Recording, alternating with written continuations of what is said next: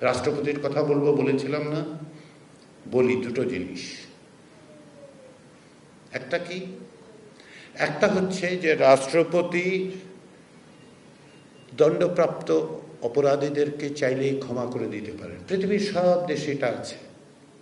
কিন্তু বাংলাদেশে কিভাবে এটা ব্যবহৃত হয়েছে আপনারা নিশ্চয়ই ভুলে যাননি। একজন দণ্ডপ্রাপ্ত আসামি যিনি অধস্থন আদালত থেকে শুরু করে সর্বোচ্চ আদালত পর্যন্ত সর্বত্র প্রমাণিত হয়েছে যে তিনি অপরাধী, শেষ পর্যন্ত কি দাঁড়িয়েছে, রাষ্ট্রপতি তাকে ক্ষমা করে দিয়েছেন। ক্ষমা করে দেওয়ার পরে আপনার ভাইয়ের হত্যাকারী পরদিন সকালবেলা আপনার দরজায় দাঁড়িয়ে বলতে পেরেছে যে এবার আপনাকেও দেখবে সে। আমরা কি বুঝি? এক নম্বর হচ্ছে, আবারও বলি, ওটা লেখা হয় রাষ্ট্রপতির নামে, রাষ্ট্রপতি দেন না, ওটা প্রধানমন্ত্রী দেন। কেন?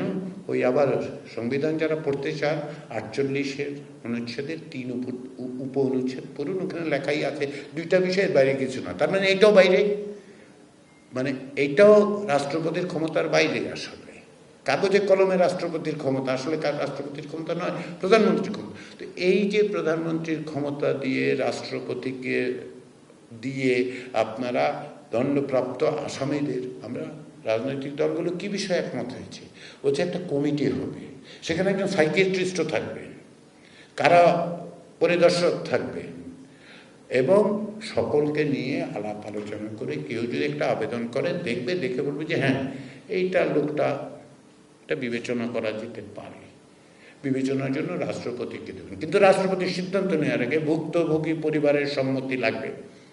আপনার ভাইকে হত্যা করে, আপনার বোনকে হত্যা করে শুধুমাত্র রাজনৈতিক বিবেচনায় তিনি দণ্ডিত অপরাধীও ক্ষমা পাবেন, সেটা হতে পারে না।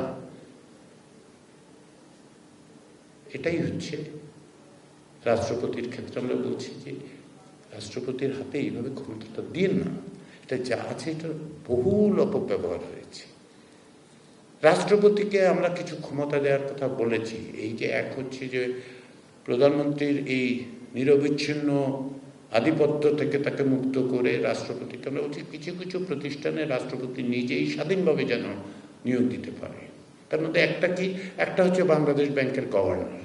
বাংলাদেশ ব্যাংকের গভর্নর উপর যদি রাষ্ট্রপতি সরাসরি দিতে পারে তাহলে কি হবে, সম্ভবত আমরা এইটুকু আশা করতে পারি প্রাতিষ্ঠানিকভাবে যোগ্য ব্যক্তি এবং যিনি ওই ক্ষমতাসীন রাজনৈতিক দলের বাধ্যবাধকতার মধ্যে থাকবেন না, এরকম লোক আমরা পেলেও পেতে পারি। আমাদের ব্যাংকিং সেক্টরে যে ভয়াবহ পরিস্থিতি তৈরি করা হয়েছিল লুটপাটের মধ্যে দিয়ে, ভবিষ্যতে সম্ভবত আমরা এর মধ্য দিয়ে খানিকটা হলেও ব্যবস্থা করতে পারব।